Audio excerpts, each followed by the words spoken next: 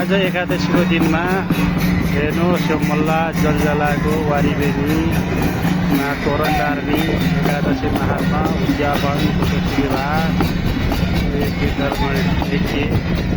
गरेर काली गण्डकीमा तोरण टार्दै भक्तजनहरू